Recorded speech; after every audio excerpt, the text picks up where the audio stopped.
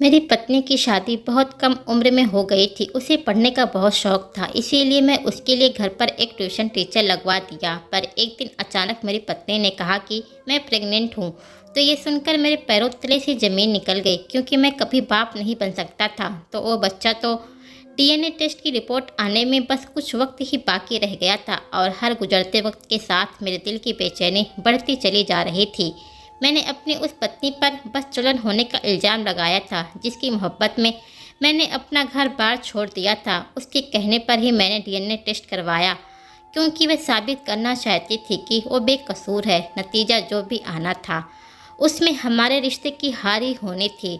सबसे ज़्यादा तो मुझे इस बात का दुख था कि आज मैं अपने सबसे कीमती रिश्ते को खो देने की मुकाम पर खड़ा हूँ। कुछ महीना पहले सब कुछ ठीक था। मेरा और सौम्या का रिश्ता बहुत ही खूबसूरत था। हम दोनों अपनी ज़िंदगी में बहुत खुश थे। फिर एकदम से ज़िंदगी में ऐसा मोड़ आया कि सब कुछ बदल कर रह गया। मैं सौम्या से अपनी पसंद की शादी की थी। सौम्या के घर वाले हमारे पड़ोस में नए नए शिफ्ट हुए थे। सौम्या के घर के हालात अच्छे नहीं थे। सौम्या जब 16 साल की थी तो 10वीं की पढ़ाई करने के बाद उसे अपनी पढ़ाई छोड़नी पड़ी थी।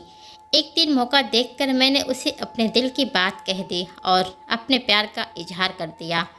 उसे शायद मेरे इस बात के बारे में पहले ही पता था, इसीलिए उसने साफ लफ्ज़ों में कहा कि मैं आपसे शादी करने को तैयार हूँ, लेकिन मेरी एक शर्त है कि शादी के बाद भी मैं अपनी पढ़ाई जारी रखना चाहती हूँ। मुझे पढ़ाई का बहुत शौक़ है, लेकिन हालात ने मुझे मजबूर कर दिया और मुझे अपनी पढ़ाई बीच में ही छोड़नी पड़ी। सौम्या की बात सुनकर मैं खुशी से दीवाना हो गया और मैंने उससे वादा कर दिया कि शादी के बाद मैं उसे आगे की पढ़ाई करने की इजाज़त दूंगा, और वह जहाँ तक पढ़ना चाहती है मैं उसका साथ दूंगा। मैं तो इसी खुशी में पागल था कि सौम्या ने मेरे प्यार के इजहार को कबूल कर लिया है। मैं 26 साल का होने वाला था और सौम्या अभी 17 साल की थी। हम दोनों के बीच उम्र का काफ़ी फासला था, लेकिन मोहब्बत करने वाले लोग उम्र, रंग, जात पात और नस्ल को नहीं देखते। मैंने जब अपने और सौम्या के रिश्ते के बारे में अपने घर में बात की तो मेरी माँ ने ये कहकर मना कर दिया कि मेरे और सौम्या की उम्र में काफ़ी फ़र्क है और ना ही वे लोग हमारी जाति के हैं, और वह तो एक मासूम सी छोटी लड़की है और शादी एक भारी जिम्मेदारी है, वह कैसे निभा पाएगी। माँ की बात मेरे ऊपर से गुजर गई। माँ की कोई बात मुझे कहाँ समझ में आती है। मैंने जिद ठान ली थी और घर वालों से बात करनी बंद कर दी। मेरी ज़ुबान पर सिर्फ एक ही बात थी कि मैं जब शादी करूंगा तो सौम्या से ही करूंगा, वरना किसी से नहीं। मेरी बड़ी बहन और भाभी ने माँ को समझाया, किसी न किसी से तो अजय की शादी करनी है, इसीलिए बेहतर यही होगा कि उसकी पसंद की शादी कर दी जाए, वरना किसी और की लड़की को लाकर ज़िंदगी ख़राब करने से क्या मतलब। घर वालों के समझाने पर किसी तरह मेरी माँ मान गई और कुछ दिन बाद मेरी और सौम्या की शादी करवा दी गई और सौम्या दुल्हन बनकर हमारे घर आ गई। मेरी तो खुशी का ठिकाना नहीं था कि मैंने अपनी पसंद की शादी की है। मैं बहुत खुश था। शादी के एक हफ्ते बाद सौम्या ने मुझे मेरा वादा याद दिलाया तो मैं खामोश हो गया, क्योंकि अब वो आगे की पढ़ाई करना चाहती थी और एडमिशन भी शुरू हो गए थे। जज्बात में आकर मैंने उससे वादा तो कर लिया था, लेकिन मुझे पता था कि मेरी माँ कभी भी सौम्या को आगे पढ़ने की इजाज़त नहीं देगी। मुझे लगा था कि शादी के बाद सौम्या के दिमाग से पढ़ाई का जुनून उतर जाएगा, लेकिन उसने तो मुझसे शादी इसीलिए की थी ताकि मैं उसे आगे की पढ़ाई करवा सकूं। मेरी माँ ने तो मेरी बहनों को भी ज़्यादा पढ़ने नहीं दिया था। मेरी माँ पुरानी ख्यालों की औरत थी। उन्हें लगता था कि लड़कियां ज़्यादा पढ़ लेगी तो लोगों की इज्जत करना भूल जाती है, लेकिन अब तो मैं सौम्या से वादा कर लिया था। इसीलिए सुबह होते ही मैं माँ के पास जाकर बैठ गया और उनसे बोला कि मैं सौम्या को आगे पढ़ाना चाहता हूँ। मेरी बात सुनकर माँ गुस्से से लाल हो गई और कहने लगी, तुझे क्या अपनी पत्नी से नौकरी करवानी है जो तुम उसकी पढ़ाई के पीछे पड़ गया है। हमारे बिरादरी में लड़कियों को ज़्यादा पढ़ाया लिखाया नहीं जाता, क्योंकि पढ़ाई लिखाई करके कल को यही हमारे सर पर बैठ जाएंगी और इन्हें हमारी हर बात और हर फैसला गलत नज़र आने लगेगा। मैं काफ़ी देर तक माँ को मनाता रहा, लेकिन उनके फैसले नहीं बदले। वह अपने फैसले पर अड़ी रहीं। उन्होंने सौम्या को आगे पढ़ने से सख्ती से मना कर दिया, कि उसे अब घर बार की जिम्मेदारी संभालने दो, हमें उसे कलेक्टर नहीं बनाना। माँ की बातों पर दुखी होकर मैं वापस कमरे में लौट आया, जहाँ सौम्या बेसब्री से मेरा इंतज़ार कर रही थी। उसे मालूम था कि मैं उसकी पढ़ाई को लेकर माँ से बात करने गया हूँ, लेकिन मेरा चेहरा देखते ही उसे सारी बात समझ में आ गई और वह मुझे कोई बात किए बिना मुंह फेर कर लेट गई और उसके रोने की सिसकियाँ सारे कमरे में गूंजने लगी। मैं सौम्या से इतना प्यार करता था कि उसकी आंखों में आंसू बर्दाश्त नहीं कर सकता था, और जिस कदर वो रो रही थी ये मुझसे बर्दाश्त नहीं हुई। मैं सौम्या के कंधे पर अपना सर रखा और उससे प्यार से समझाया कि मुझे कुछ वक्त दो, मैं किसी न किसी तरह माँ को मना लूँगा। सारी रात वो तकिए पर सर रखकर रोती रही और मैं सोचता रहा कि किस तरह मैं माँ को उसकी पढ़ाई के लिए राज़ी करूँ। अगली सुबह नाश्ते पर माँ ने सबके सामने सख्ती से कह दिया, इस घर में लड़कियों की ज़्यादा पढ़ाई को ना ही पहले अच्छा समझा गया और ना ही आइंदा आगे भी कोई ऐसी बात होगी। माँ ने बातों ही बातों में ये बात सौम्या को सुनाई थी, लेकिन माँ की इस बात ने मेरा दिल तोड़ कर रख दिया था। सौम्या मेरी पत्नी थी और मैं उसके लिए इतना तो कर सकता था कि मैं उसे जाकर पढ़ा सकूं, लेकिन मेरी माँ तो अपनी मर्जी हम दोनों पर थोप कर बैठी थी। मैं दिल ही दिल में सोचने लगा कि ना जाने सौम्या मेरे बारे में क्या सोचती होगी, कि मैं कैसा मर्द हूँ कि अपनी पत्नी के भविष्य के बारे में नहीं सोच सकता। ये सब सोचकर मैंने माँ से कह दिया कि जो आज तक होता आया है वही आगे भी हो, ऐसा नहीं है, क्योंकि ज़माना बदल रहा है। मैं सौम्या को आगे पढ़ाना चाहता हूँ और मैं उसका एडमिशन करवा दूँगा ताकि वह जितना चाहे पढ़ सके। मेरे इस अंदाज से माँ को लगा कि सौम्या ने मुझे उनके खिलाफ भड़काया है। वह गुस्से से बोली कि अगर ऐसी बात है तो अपना घर अलग कर लो और जो मन में आए करो, ये मेरा घर है, यहाँ मेरी मर्जी चलेगी। कल की आई इस लड़की के लिए मेरे लिए वसूल नहीं बदल सकते। माँ का हर फैसला पत्थर की लकीर था और मैं समझ गया था कि माँ किसी भी सूरत सौम्या को आगे पढ़ने नहीं देगी। इसीलिए मैंने उसी दिन अलग घर में रहने का फैसला कर लिया, क्योंकि मैं सौम्या से किया हुआ वादा नहीं तोड़ सकता था। मेरे लिए एक अलग किराए का घर लेना और घर के खर्चे को पूरा करना बहुत मुश्किल था। साथ में मुझे सौम्या की पढ़ाई का भी खर्चा उठाना था, लेकिन मैं सौम्या के सामने खुद को एक कमज़ोर मर्द साबित नहीं होने देना चाहता था। इसीलिए मैंने दो दो नौकरियां करनी शुरू कर दी और अलग घर लेकर सौम्या का एडमिशन भी करवा दिया। हर प्यार करने वाले पति की तरह मैं भी अपनी पत्नी की हर ख्वाहिश पूरा करना चाहता था और इसीलिए मैंने कड़ी मेहनत करनी शुरू कर दी थी। सौम्या की पढ़ाई शुरू हो गई थी। उसने घर के साथ साथ पढ़ाई करनी भी शुरू कर दी, लेकिन उसे एक ट्यूशन टीचर की ज़रूरत थी। मैं उसके लिए कोई कोचिंग सेंटर तो अफोर्ड नहीं कर सकता था, क्योंकि मेरे ऊपर तो पहले ही इतने सारे खर्चे थे। इसीलिए मैंने अपने दोस्त रोहन से कहा कि वो कुछ वक्त निकाल कर मेरे घर जाकर सौम्या को पढ़ा दे। रोहन मेरा बहुत पुराना दोस्त था और मैं उस पर आँख बंद करके विश्वास करता था। मेरी बात सुनकर रोहन ने तुरंत हामी भर ली और अगले ही दिन से वो सौम्या को पढ़ाने लगा। मैं जब भी दफ्तर से घर लौटता तो सौम्या या तो किताबों में मगन रहती या फिर मोबाइल में बिजी रहती और मेरे पूछने पर कहती कि वह रोहन से पढ़ाई कर रही थी। कभी कभी मैं उससे वक्त और प्यार की ख्वाहिश करता तो वह साफ साफ कहकर मुझको खुद से दूर कर देती कि अभी उसके इम्तिहान आने वाले हैं और वो उसकी तैयारी कर रही है, और वो रात रात भर जाग कर पढ़ाई करती। उसकी पढ़ाई की खातिर मैंने अपनी सारी ख्वाहिश को सीने में दबा दिया था। कभी कभार मेरे जज्बात अगर बेकाबू होने लगते तो मैं ज़बरदस्ती उसके साथ कुछ वक्त गुजार लेता, लेकिन उस पर भी वो नाराज़गी का इजहार करती। पता नहीं क्यों उसे हमारे रिश्ते से कहीं ज़्यादा पढ़ाई में दिलचस्पी थी। आधी आधी रात तक रोहन के साथ फ़ोन पर बिजी रहती और साथ ही साथ अपनी किताबों में कुछ ना कुछ लिखती रहती। बहुत दिनों से मैं अपनी माँ से please subscribe my YouTube channel के घर नहीं जा पाया था और सौम्या के पास तो फुर्सत ही नहीं थी। इसीलिए मैं अकेले ही अपनी माँ से मिलने चला गया। माँ की तबीयत ठीक नहीं थी। वह मुझे देखते ही खुश हो गई और सौम्या के बारे में पूछने लगी। वह पहले से बहुत ज़्यादा बदल गई थी। वक्त ने उन्हें बदल कर रख दिया था। मैंने उन्हें बताया कि सौम्या के एग्ज़ाम होने वाले हैं और वो पढ़ाई में बहुत बिजी है, हर वक्त पढ़ाई में लगी रहती है। लेकिन जब माँ को रोहन के बारे में पता चला तो कहने लगी, सब तो ठीक है, लेकिन एक गैर मर्द तेरी गैर मौजूदगी में उसे पढ़ाने आता है। कम से कम तुझे तो इस बात का ख्याल होना चाहिए कि घर की इज्जत को गैर मर्द के साथ तन्हा नहीं छोड़ते।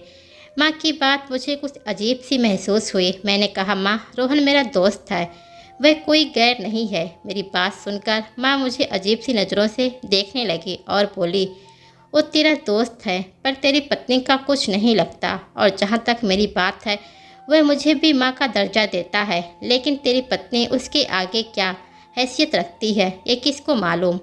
माँ की बातों ने मुझे सोचने पर मजबूर कर दिया था और मैं सारा रास्ता बस यही सोचता रहा कि माँ तो ठीक ही कह रही है। जब से रोहन ने सौम्या को पढ़ाना शुरू किया है, हमारे बीच किस कदर दूरी आ गई है।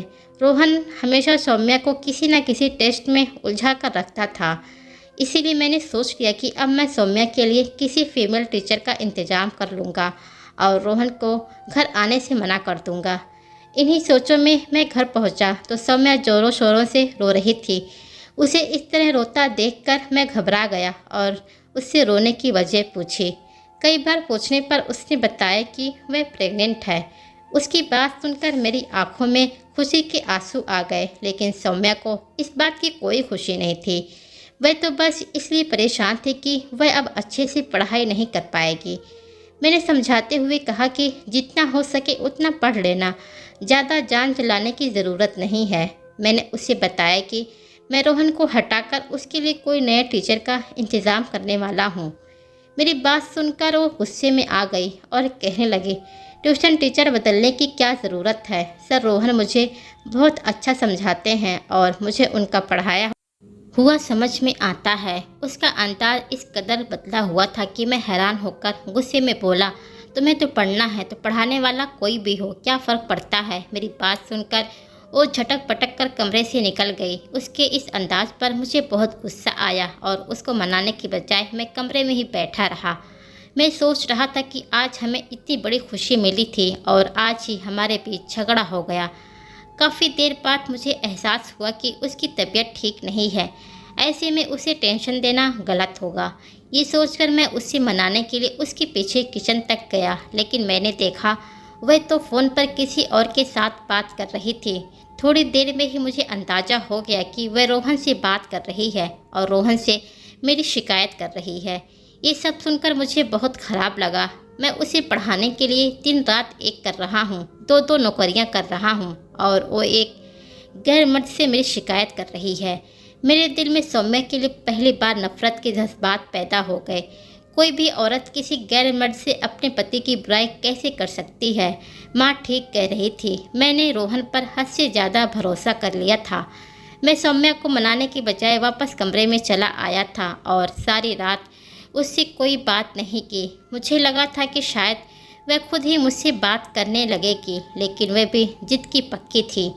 सुबह होते ही वो स्कूल चली गई और मुझे नाश्ता भी ना दिया।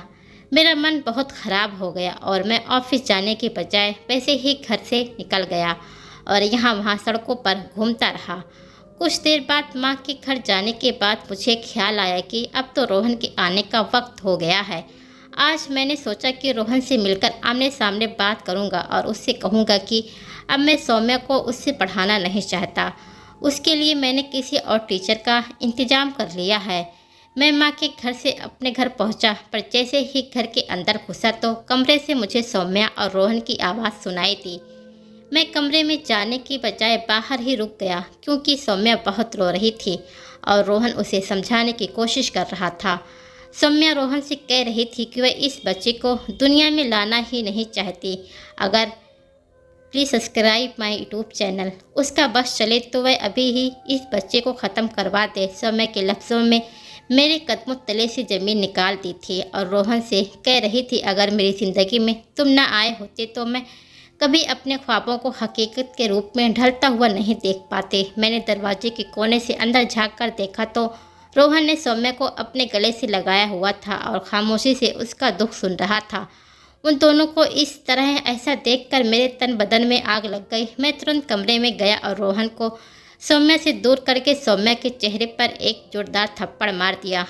तो ये थी तुम्हारी पढ़ाई, जिसके लिए सारी सारी रात तुम्हें रोहन के साथ फ़ोन पर बात करनी पड़ती थी। मेरी मोहब्बत का तुमने सही मजाक बनाया है। रोहन कुछ कहने की कोशिश कर रहा था, लेकिन मुझे उससे कुछ नहीं सुनना था। मुझसे कहीं ज़्यादा लगाव सौम्या का रोहन के साथ था। ये दोनों मेरी गैर मौजूदगी में घंटा साथ गुजारते थे।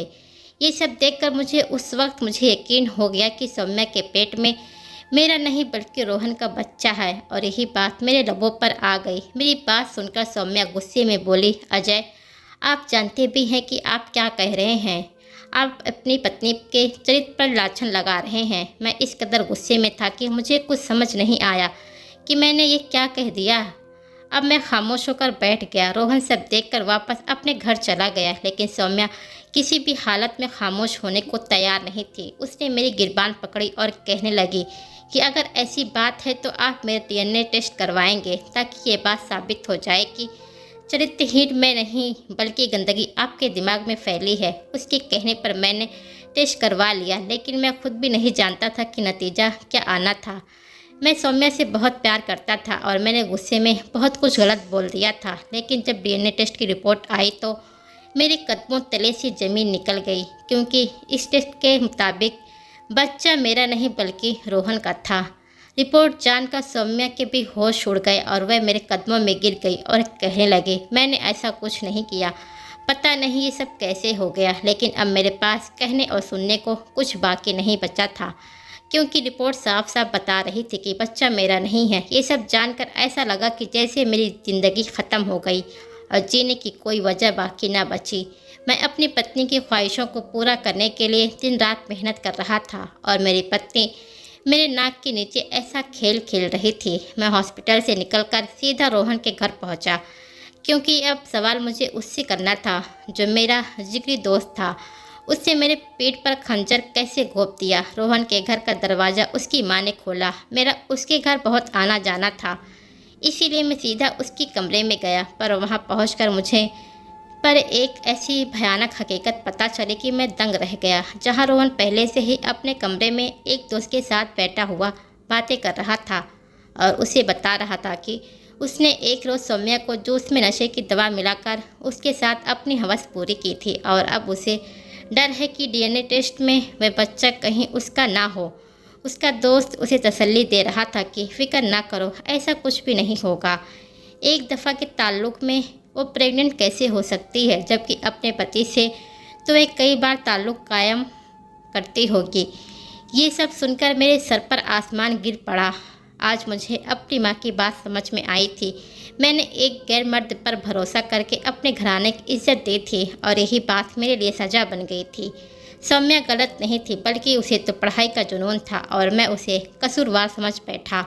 रोहन की नज़र मुझ पर पड़ गई और वह अपनी गलती की माफ़ी मांगने लगा, लेकिन मेरे पास उसे माफ़ करने की कोई गुंजाइश नहीं थी। मैंने उसकी माँ को सारा सच बताया और सज़ा और माफ़ी का फ़ैसला उसके हक पर छोड़कर सौम्या के पास लौट आया। मुझे हमारे रिश्ते को बचाना था, क्योंकि मैं आज भी सौम्या को बहुत प्यार करता था। कभी किसी गैर मर्द पर इतना भरोसा नहीं करना चाहिए कि अपने घर की इज्जत को उसके साथ तन्हाई में अकेले छोड़ दें। कोई गैर कितना भी दूध का धुला क्यों ना हो, पर वो गैर ही होता है। दोस्तों, ये थी आज की कहानी। अगर कहानी अच्छी लगी तो प्लीज़ वीडियो को लाइक कीजिए, शेयर कीजिए और कमेंट भी करें। मेरे चैनल पर नए हैं तो चैनल को सब्सक्राइब करना बिल्कुल ना भूलें।